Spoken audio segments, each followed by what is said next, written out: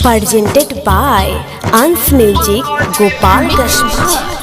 Pallavi recording studio मठिया DJ Kanchan Raj नीम चौक चौसीमा वैशाली। रोता दिलवा खुली कबजी हो,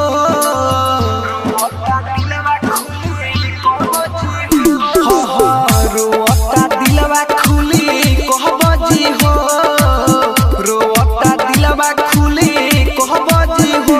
कैसे जियब हमारा बजी हो, अब बहन भइल पबजी हो। कैसे जियब हमारा बजी हो, अब बहन भइल पबजी हो।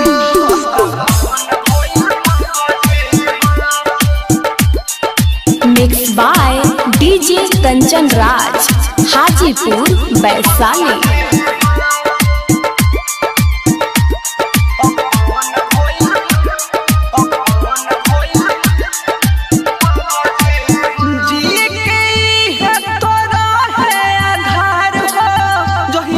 छोड़ले रहे हमारे प्यार हो,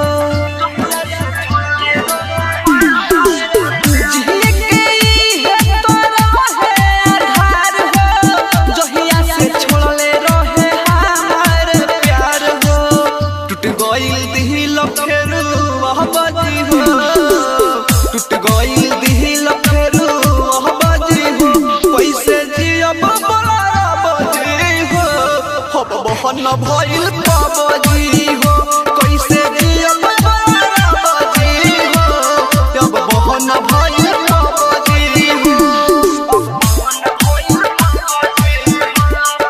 mix by Pallavi recording studio Mathiya मोड़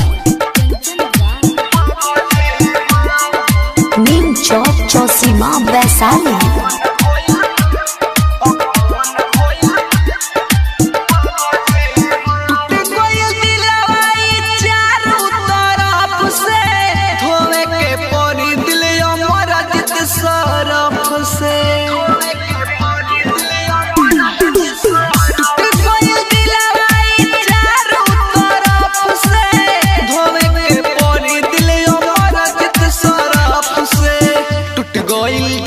सपना सोहबजी हो, टूट गइल दी के सपना सोहबजी हो। कैसे जियब बोला बजी हो, अब बहन भइल पबजी हो।